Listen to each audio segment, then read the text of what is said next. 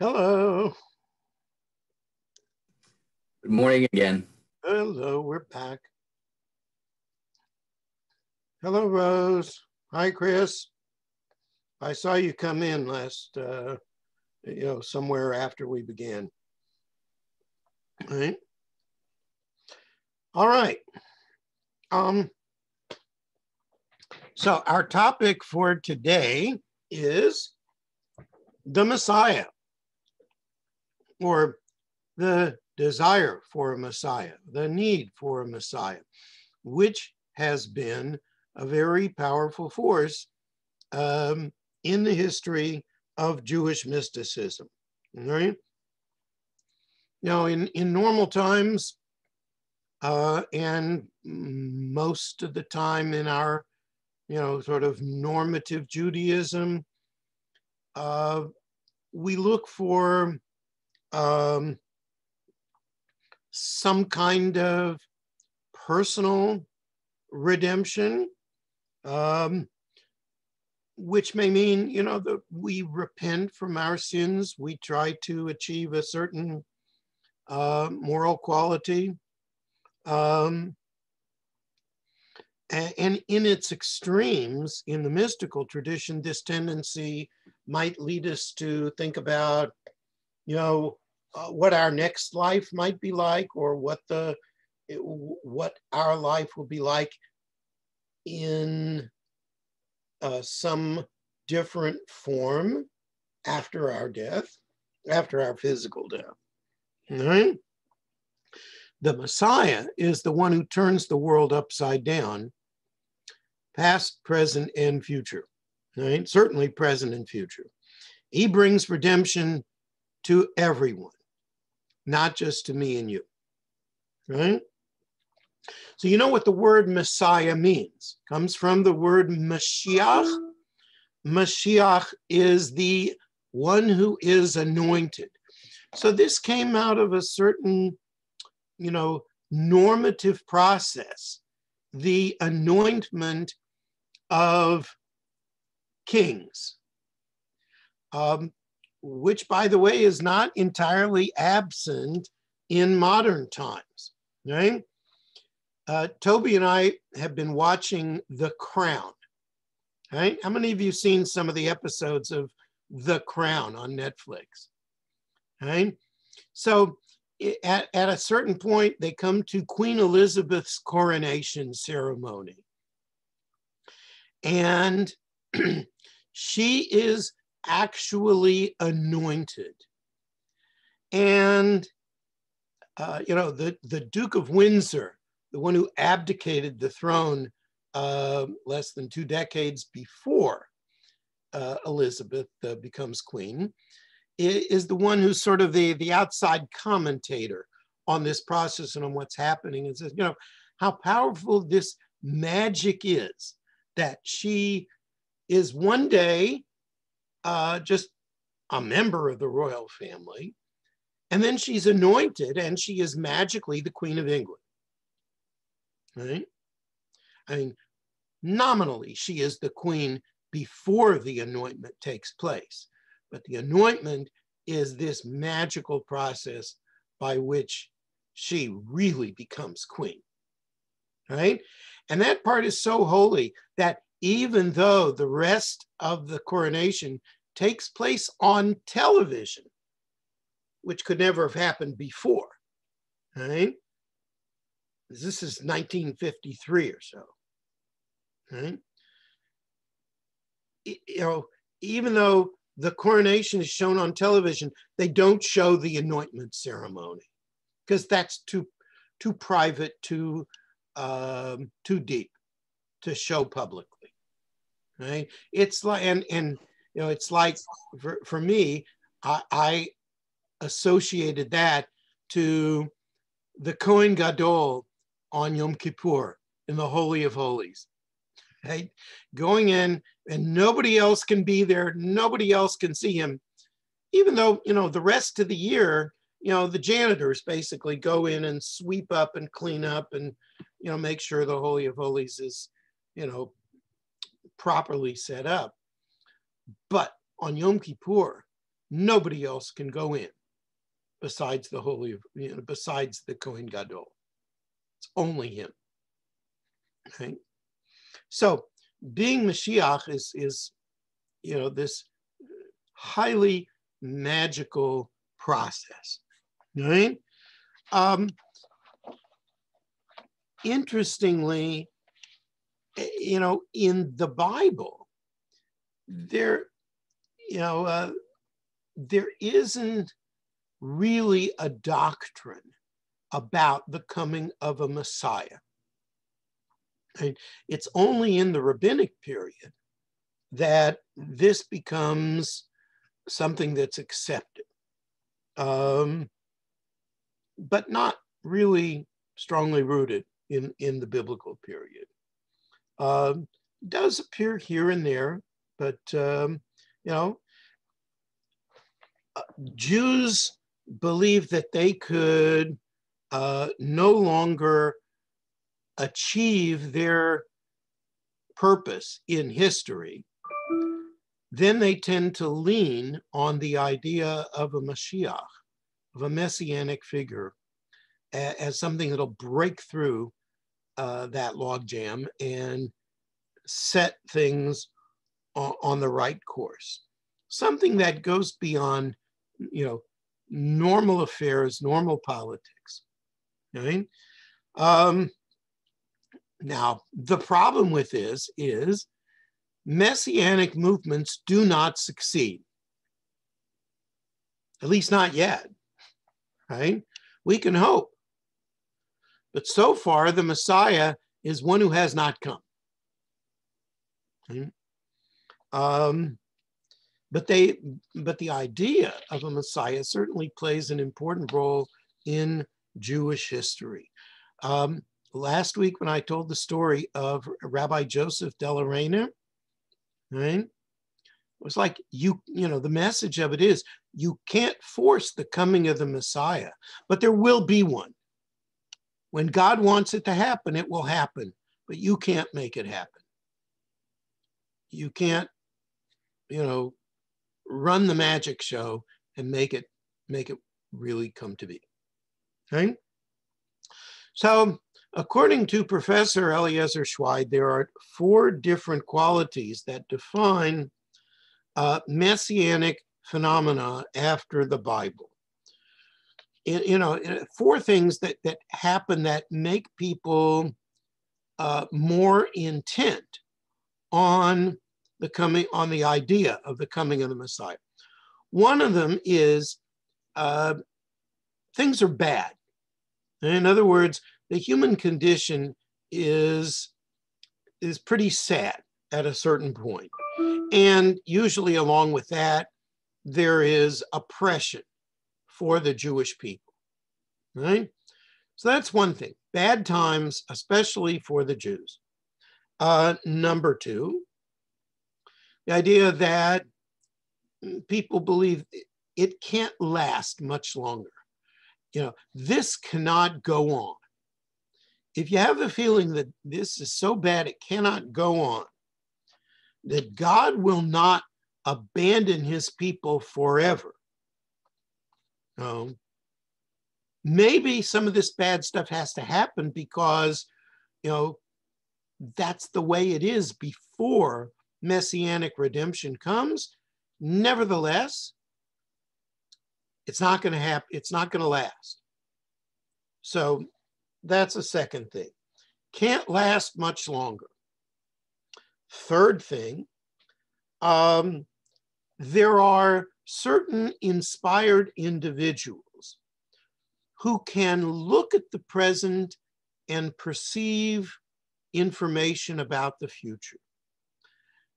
And that tells them that we can hang on until these difficulties are overcome. We can manage because success is around the corner. The redemption is coming. But you have to have somebody who can read the signs to make that reality. And then the fourth thing is that, the faith that there is eventually a Messiah, a descendant of King David, who is going to take over, who is going to lead Israel and the entire world, bring about a time of justice, which in some models includes vengeance for Israel against its enemies, right? The exiles will be returned, the kingdom and the temple service will be restored, and on and on and on. You know, there are different lists of things that will happen when this Messiah comes. And certainly the Messiah is there to reestablish the Torah, not to uproot it. Okay? So those are the conditions for the coming of the Messiah, and a faith that is coming very soon. Now, if you are one of those people who is following the Messiah, or if you happen to be that person, right, there are all sorts of risks involved. So for instance, what if you're not really the Messiah? What if you just think you're the Messiah and you're not? Right? So then there are, you know,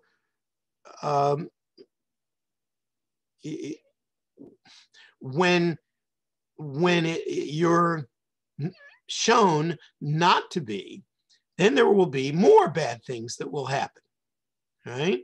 Yeah, you'll be crushed, right? And, you know, you won't be able to bring about the changes that everybody has been waiting for, right?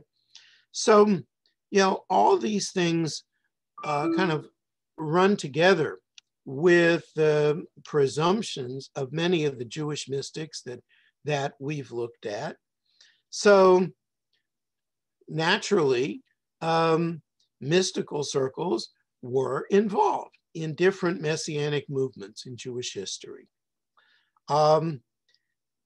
So if we lived in Messianic times, what would we do differently?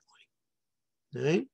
And even in the time of the Talmud, the rabbis worked with this problem, which is going to bring us to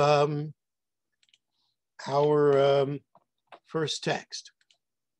All right. So let me just bring it up on the screen. Okay. So here is text from the Mishnah and from the Talmud. The Mishnah says, quotes a verse from the Psalm, says, "It is a time to work for the Lord, for they have violated your teaching." Now, Rabbi Nathan interprets the verse as follows, meaning, they violated your teaching because it is a time to work for the Lord.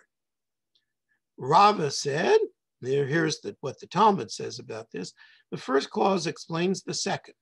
Why is it a time to work for the Lord? Because they have violated your teaching. The second clause explains the first. Why have they violated your teaching? Because it is a time to work for the Lord. Right? So in certain circumstances, the rabbis agreed that there are times when the law has to be suspended. Right? Now, in other words, we run around the law, we ignore the law because it is a time to work for the Lord. It's a time that requires special circumstances. Right? It's like the, what many of you saw in our Beyond Dispute course about the Jews in the Maccabean era who broke the Shabbat because it was a time to work for the Lord. And it was a wartime. And if you didn't fight on the Shabbat, you would be slaughtered on the Shabbat. And therefore, they violated your teaching because it was a time to work for the Lord. Right? So Kabbalists in many periods didn't share their teachings publicly. They didn't write them into books, but others said, well, you know, some of these teachings might be lost if we don't write them down, right? And yes, there's a danger in their being misused, but it's a time to work for the Lord. It's a time to preserve those teachings. So rabbis often accepted the idea of a temporary violation of the law. Now, by definition, Messianic times might be considered a time to work for the Lord. Right? The Messianic impulse has within it a certain degree of what we call antinomianism, anti-law, right? The potential to run around the law, to avoid the sanctity of the law, to find a reason to work around the law. But that only works if the Messianic time actually comes. Because, you know, if it doesn't, then how do you restore the authority of the law? So, what are the signs that might tell us that the Messiah is actually coming? There are two schools of thought. One says, you know, Messiah's going to come when things get better. You have to earn the time of the Messiah. And the other school says the Messiah will come when things get worse. So it's one group says the Messiah will come when things can't get any better. The other says the Messiah will come when things can't get any worse. Right? And that leads us to our second text from the Mishnah, which says, on the heels of the Messiah, chutzpah will thrive, produce will soar in price, the vine will yield its fruit, but the wine will be costly. The idolaters will turn to heresy, and there will be no one to rebuke them.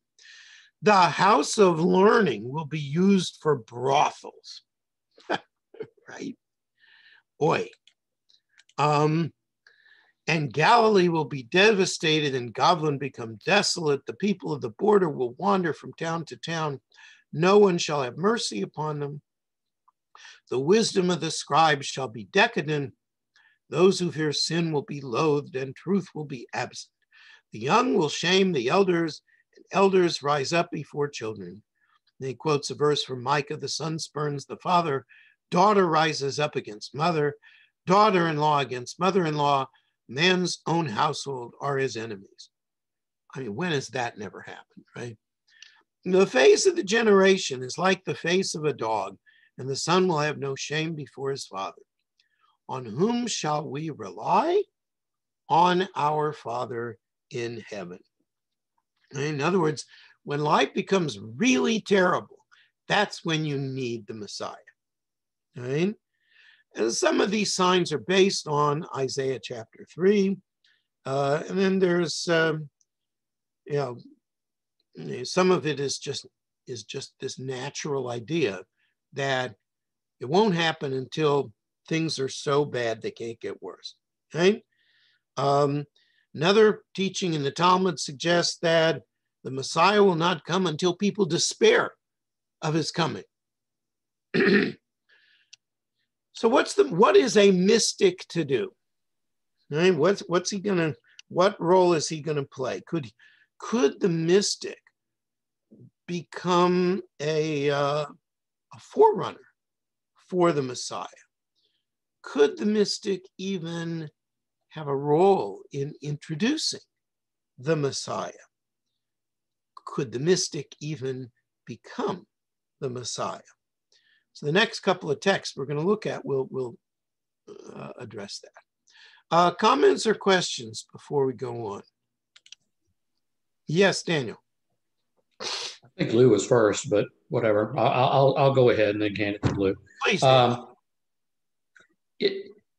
I thought that the Messiah, when the Messiah comes, by definition, he is going to fix what's wrong. So the idea that he's going to come when everything is good doesn't make sense because there's nothing for him to do. He won't have a job if everything is already fixed. Well, he will have a job, Dan. It'll be to set that in place permanently and continue the trajectory. Okay. Mm-hmm. Yes, Lou. Backing up to the beginning of discussion about Messiah, is the concept of the Messiah something that was brought to us by God through the prophets? Because it's not really looked at in Torah, or is it an invention of the sages of the Talmudic time looking back at the Bible and interpreting it? Yeah, it's a process, right? There's not really enough direct material about a Messiah in the Bible. There are just, I gave you a text and there are a couple of other texts that are going to hint at this possibility or that can be interpreted to suggest this possibility, but it doesn't really come into focus until the rabbinic period. That's the best I can do for you. So I guess that would mean accepting that it was really the rabbis of the rabbinic period who brought the concept of the Messiah to importance. Yeah. It's really only in the rabbinic period that the doctrine of the Messiah becomes a doctrine. Yeah. Okay. Other questions or comments? All right, then. Let's move forward.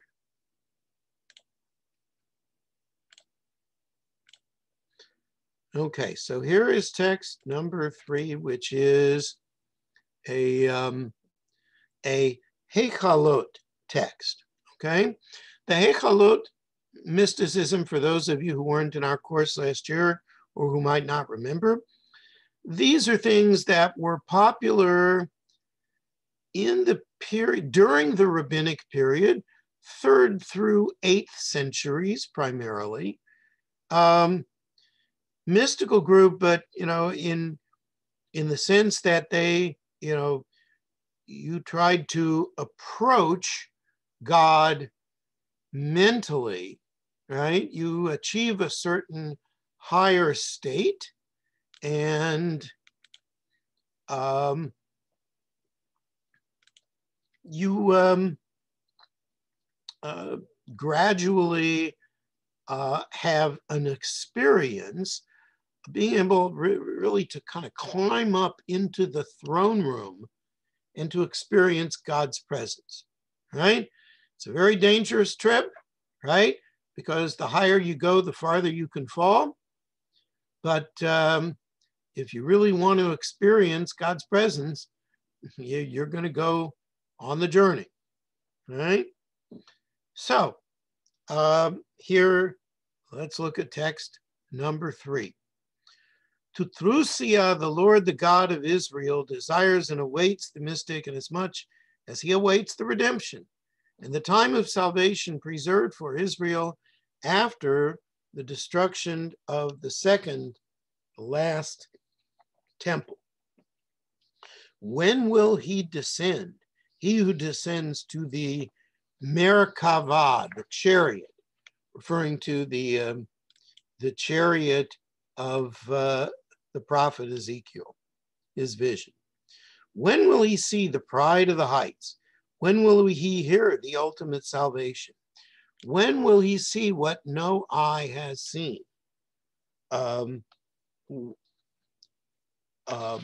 When will he again ascend and proclaim this to the seed of Abraham, his beloved? Right? So here the mystic becomes the Messiah who is going to announce God's message to Israel. And when he's able to ascend up to the throne room to complete his mission, to see what no eye has seen, to go where no man has gone before, sounds familiar, right? And then he comes back and proclaims that to the Jewish people. That's when the redemption is going to happen. And of course, God wants this to happen, all right? But salvation is not dependent upon God. It depends upon the people, meaning it depends upon the mystics, right?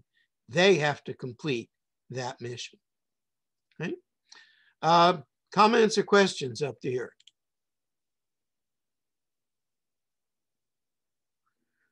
So here you see that, the role of the mystic is critical in getting to the throne room and getting to the place from, which will be the jumping off point for the reign of the Messiah. Okay. Next. Here we're jumping to the 13th century and Abraham Abulafia, mystic that we met last year. And here is what he says. He says the prophet is necessarily called Mashiach because he is anointed with the supernal oil called the oil of anointing, right? There's that magical anointment oil again, with which he utilizes the names, right? The names of God. The Mashiach must possess two qualities. First, he is anointed by God with wondrous prophecy, and then he continues to be consecrated by God and people who will hail him as their great king of all times, and he will rule from sea to sea. And this is all due to the great intensity of his devekut, his cleaving to God with the divine intellect, and his reception of the power in a strong man, as it was with Moses, Joshua, David, and Solomon. And the issue of Mashiach will be known by everyone. In other words, everybody will see that this person is clearly the Mashiach, and this is why there is no more need to announce the issue here, because he is destined to reveal himself shortly in our days. So for Abulafia, there's, the connection is prophecy with mysticism, with Messianism. Prophecy is the sign that tells you that the Messiah is coming, right? Abulafia was, very familiar with Maimonides, and Maimonides said prophecy, as most of the mainline rabbis taught, prophecy died at a certain point. There were no more prophets after, let's say, 3rd, 4th, 5th century before the Common Era. But Maimonides taught prophecy will come back before the Messiah comes. So the prophet will be called Mashiach. For Abulafia, the mystic is the one who attains prophecy. Okay? So he's the one who's going to be the great king. That once he's achieved this devekut, this cleaving to God, well, that will put him in possession of prophetic knowledge, which will lead to higher and higher levels of knowledge until he's able to take on the mantle of the Messiah. And by the way, Abulafia thought of himself as the Messiah. He had hoped to convert the Pope to Judaism, which would lead to the final redemption, the defeat of Christianity, et cetera, right? He was lucky that he didn't get killed. He went to the Pope, and the Pope put him in jail, but then the Pope died. And so then all the prisoners went on holiday, and Abulafia was released. But according to Abulafia, the Messiah is dormant in every person. And that capacity for prophecy, for messianism, should be actualized, right? Brought into reality. So, if you could become a prophet, if you could attain divine knowledge, then you could also become the Messiah, right? Now, this is not really a political model of the Messiah. It's a very personal model, right? Somebody had a question or a comment a moment ago. Yes, Lou. The prophet, and I guess we probably usually think of Elijah as the prophet to announce the coming of the Messiah, but perhaps it's not Elijah, and perhaps it's not a prophet of ancient times, but a prophet of current or future times. Does that prophet need to be from the house of David? That's question number one. Yeah, that's a great question. The idea that Elijah would be the one who would come back and announce the coming of the Messiah, that's, a rabbinic teaching, but based on the biblical description that, Elijah doesn't have a normal death. He's brought up to heaven in a chariot of fire. And so he's regarded in the rabbinic view as a kind of a go-between between both worlds. So now,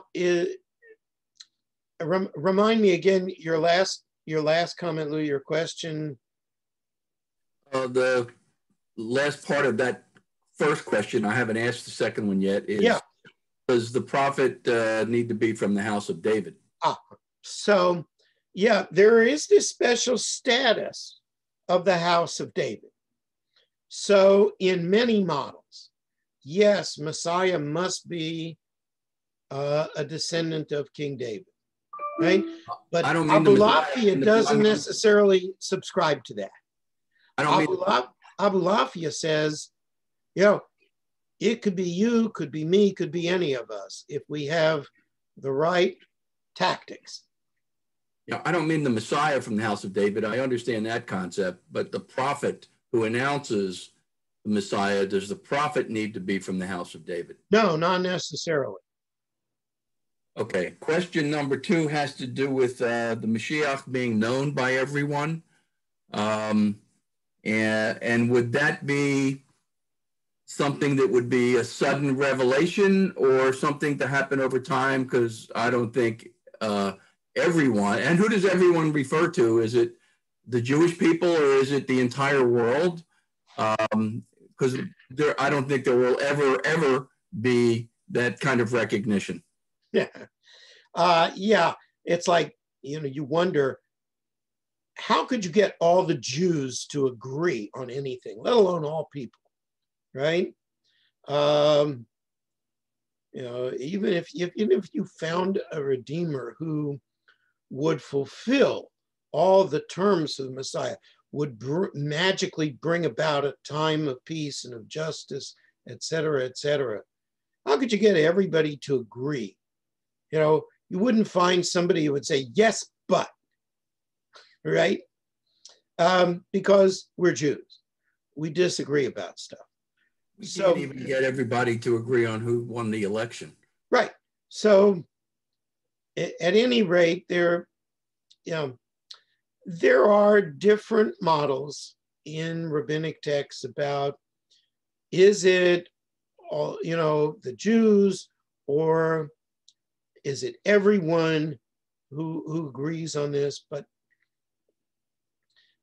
mainly the model includes the idea that people will know because they will see what he has brought about. In other words, if you see that the Messiah has magically transformed the world into a place of peace and justice, then you know. Okay? All right, other comments or questions here?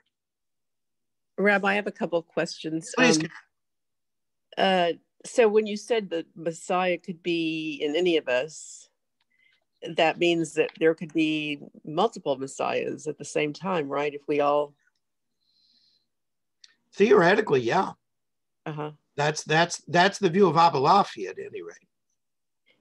And just going back to when the period of the prophets ended, why did that? Do we have any idea of why that ended in the, what you said, like the 3rd century or 4th century?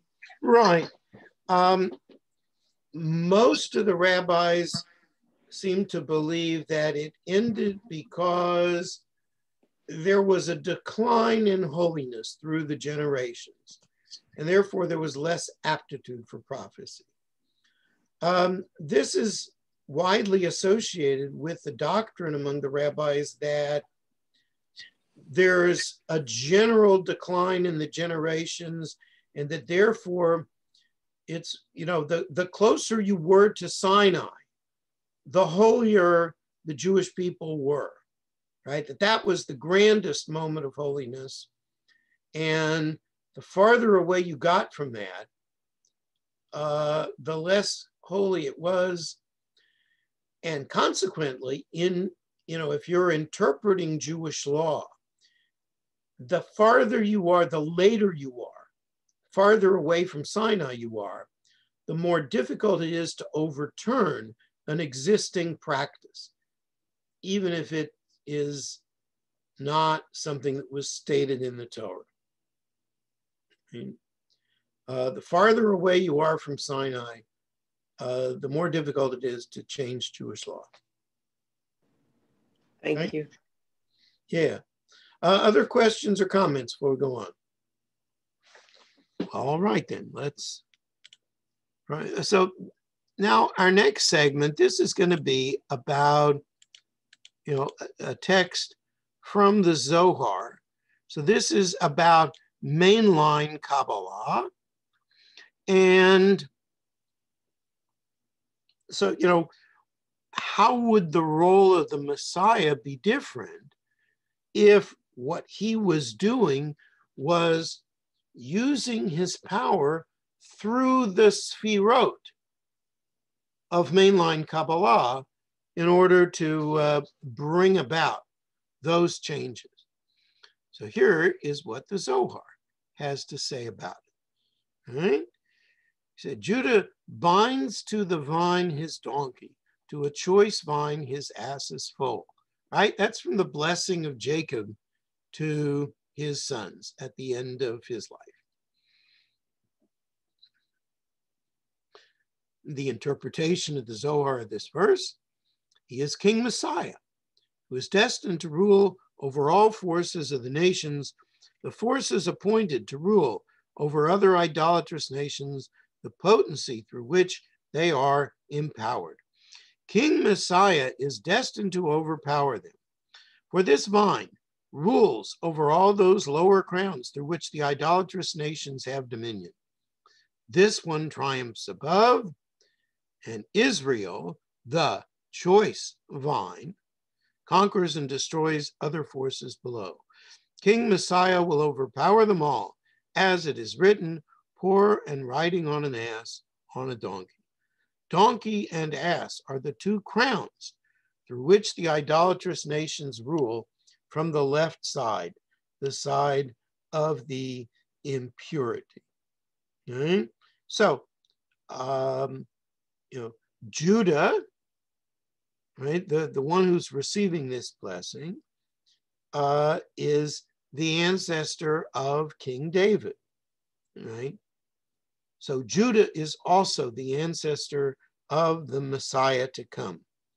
So long before Kabbalah came around, the rabbis associated this verse with the Messiah, right? Then Israel will, through the Messiah, control the nations. You're riding on the ass and the donkey, they're symbols, right? And the King Messiah, right? And you have those two words thrown together, King and Messiah, right? because the Jewish Messiah is not just some personal redeemer, but he is a king. He brings political redemption as well as personal redemption. Right? Now, the Jewish Messiah would never have said what is attributed to Jesus in the Gospel of John, who says, "My kingdom is not of this world." The Jewish Messiah is absolutely of this world. Right? So now let's go back to the text. Why does it say in the verse from Zechariah that's quoted here, poor? Is King Messiah to be called poor? Rabbi Shimon said thus, it is because he has nothing of his own. We call him King Messiah, the holy moon above, who has no light except from the sun. This King Messiah will have dominion, uniting with his sight. And then, right, see, your king is coming to you, right? The king who is not named. If below he is poor, he is in the aspect of the moon. If above, he is poor in the sense of the speculum which does not shine, the bread of poverty. But even so, he is riding on an ass, on a donkey.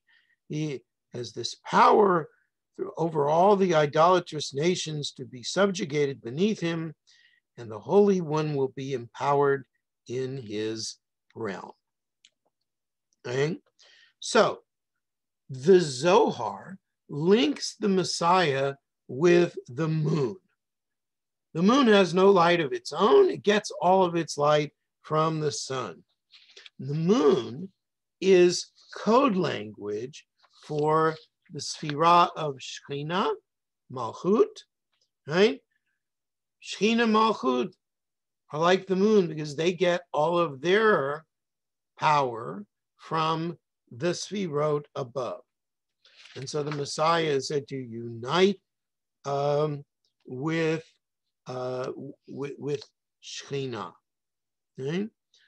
And then there is the Shekhinah above, the speculum which does not shine, right? This is to reflect light from others. And then that connects to the Messiah below. So this is a suggestion that when there is permanent harmony in the Sphirot above, in other words, when things are so good they can't get any better, then the Messiah will rule over all the nations. Israel will be elevated to its rightful place.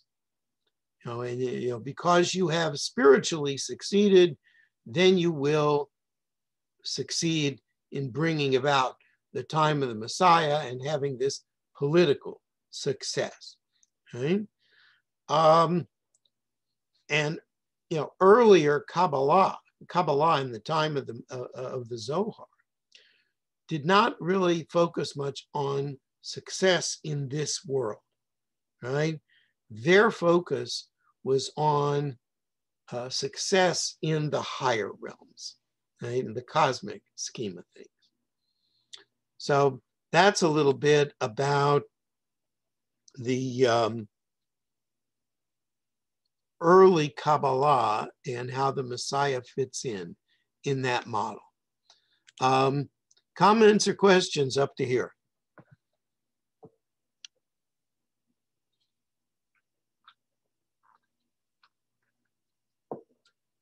Okay, hearing no questions. So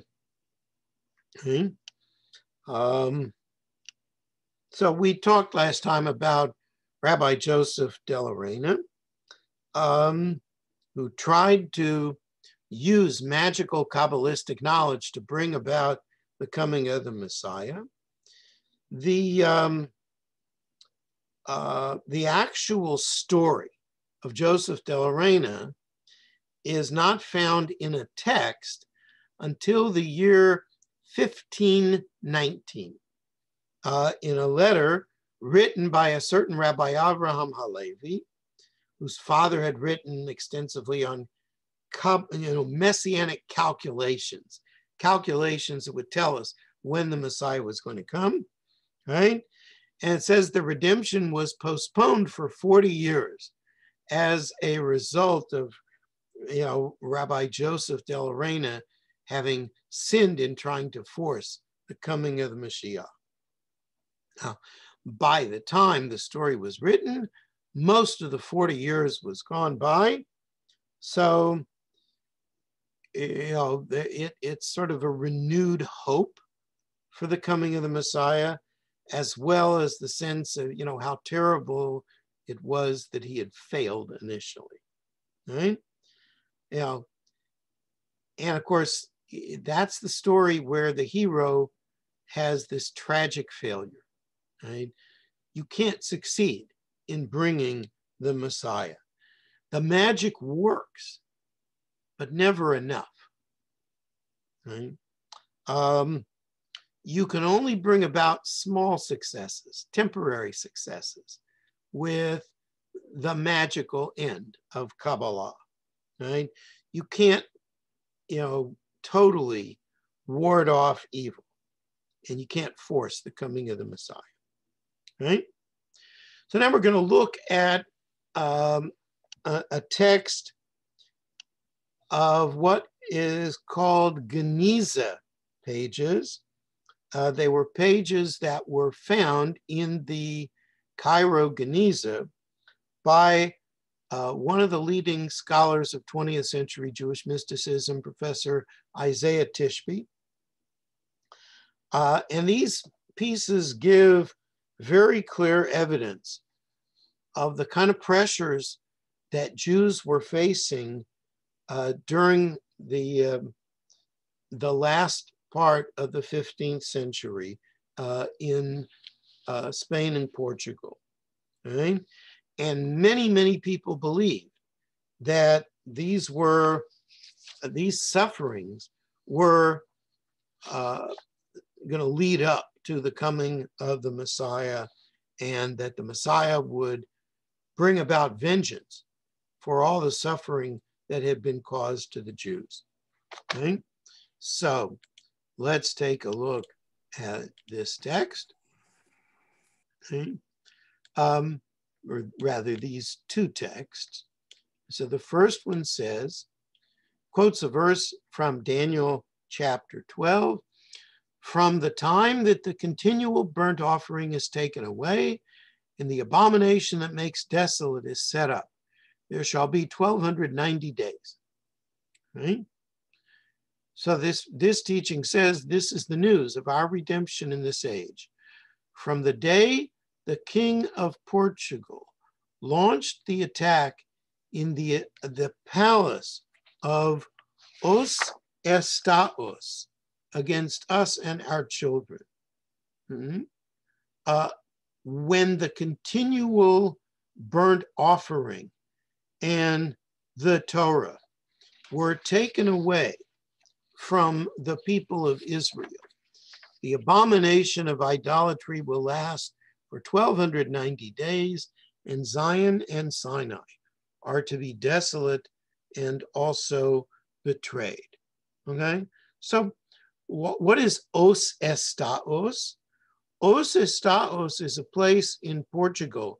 In 1497, Jews were forced into conversions.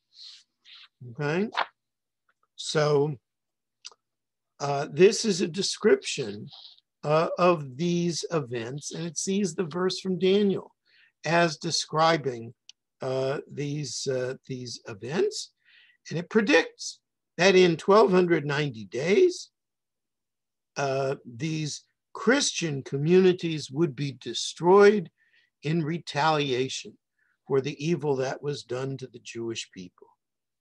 Okay? Yes, Daniel. What is the continual burnt offering? It never goes away. I don't think I've heard that before. Right. So in the time of the temple, yeah, right, there was a burnt offering every day. Right? And so virtually all the time. There is a fire that existed on the altar. It's kind of like the eternal light that we have today, right? Never goes out. Okay. So they weren't talking about the Ner Tamid. They were talking about the animal offering. the animal offering. Okay. All right. Yeah. Thank you. Yeah. Other questions or comments? Okay. So here's the second text in these Geniza pages. It begins with this verse from Psalm 2. Ask of me, and I will make the nations your domain and the ends of the earth your possession. All right. In this verse, there is a hint that the first redemption destined to come with God's help will be at the ends of the earth, namely Portugal. God, praise be, he will take us out of there. In other words, in that time, Portugal was believed to be the end of the earth, right? You know, there was not a lot known about anything beyond there. So this says, you know, that Portugal would be given into the hands of the Jews. Okay? The ends of the earth will be your possession. Okay? So there was a tremendous amount of Messianic speculation in these concluding years of the 15th century, you know, after the expulsion of 1492. It's very interesting. The Spanish philosopher and biblical scholar and court Jew Isaac Abarbanel, who was not a mystic, who was not a Kabbalist, wrote a great deal about this Messianic redemption. He believed that that redemption would occur in his own lifetime, as did many Jews over the centuries. And that's why I say, you know, you have to take this idea of the Messiah with a certain degree of caution, because up to now, the Messiah is the one who does not come, right? Comments or questions? Yes, Lou. These pages or writings that were found in the Geniza, were they dated? Do we know where they came from originally? Well, they're written during this period at the end of the 15th century. It's all after 1492. Written presumably by people who made their way to Egypt from the Iberian Peninsula.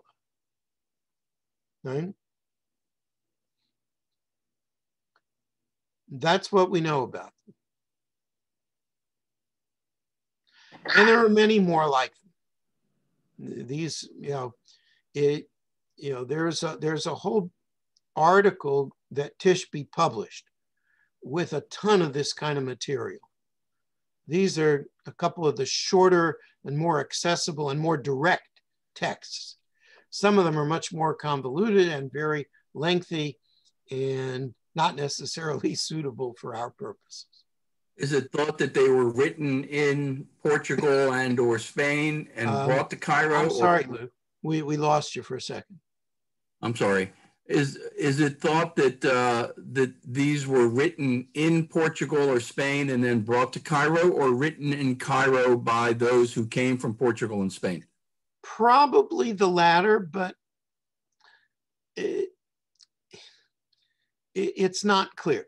It's not, I don't know that Tishby had a definitive answer to that, but it seems logical to me that they were actually more likely to have been preserved if they were written in Egypt, or at least, you know, after people made it out of Spain and Portugal. Rabbi? Yes, Karen.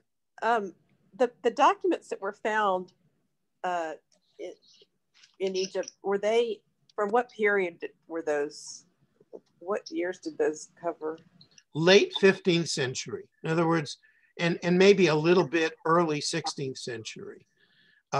because these are people who came following the Spanish expulsion in 1492, and in some cases, the expulsion from Portugal a few years later. So all of the Geniza papers that were found were from that period of time? Oh, no. I mean, there's a ton of material in the Geniza. Right, that's what I was wondering. From many centuries, right? Okay. This is just specific material that relates to our issue. Right. I was just curious what years of all the papers that they found, and kind of what years. Oh, there's material that goes back 1,000 years and more.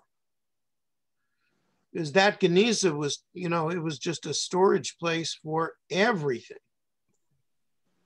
Have they finished indexing it all or reading it all and archiving it? I don't believe so. I mean, a lot has been indexed. You know, Schechter brought probably 100,000 papers to Cambridge at the end of the 19th century. I think they're still working on parts of it. Categorizing. Were the papers and chests of written material. So were the papers were they stored in that same place for all those years, or were they somewhere else? And they were yes, no, they were, and they were very well preserved because it was above ground, it was dry, and you know, it was just dusty, so that affected some of the quality of the material, but the papers themselves did not deteriorate as they might normally have done over a period of 1,000 years. And so it was pretty well known that this was the hiding place where you put things, is that right? Absolutely. Right? So the Geniza in the synagogue in Cairo, it was just this huge, huge storage space. 100,000 papers. I mean, you can read about this. I mean, there have been a number of books, I don't remember titles, but there have been any number of books written about Schechter's getting access to the Geniza and being able to ship all this material back to England. I mean, chests and chests and chests of 100,000 papers. But it doesn't sound like it was a secret amongst the Jews that this is where people were storing things. Yeah, I don't believe so. I think it was pretty widely understood that, you know, since in Egypt, sea level was very low, you couldn't bury sacred writings underground, right? Right. So you had to leave them in the Geniza. That was the only alternative. We're almost out of time, Rabbi, but were there any major things that we consider to be sacred truths that were never questioned anymore, and that documentation that were not quite what? Were there any things that we thought we knew the truth about that were disproved by source material out of the Geniza? Yes. The answer is definitely yes. That is beyond the scope of my class, and I'm certainly not an expert on this subject. But again, if you read the books that have been written about the Geniza papers, and some of them are just fascinating material, right? You'll get your answer to that. Okay, thank you all very much, everybody. We do not have class next Sunday, right? Next Sunday is Yom Limud. So there will be classes going on virtually through the entire Jewish community. You're invited to sign up for sessions for Yom Limud all through the day. And, you know, so we will continue in 2 weeks' time. Thank you all very much. Thank you. Thank you, Rabbi. Be well, everybody.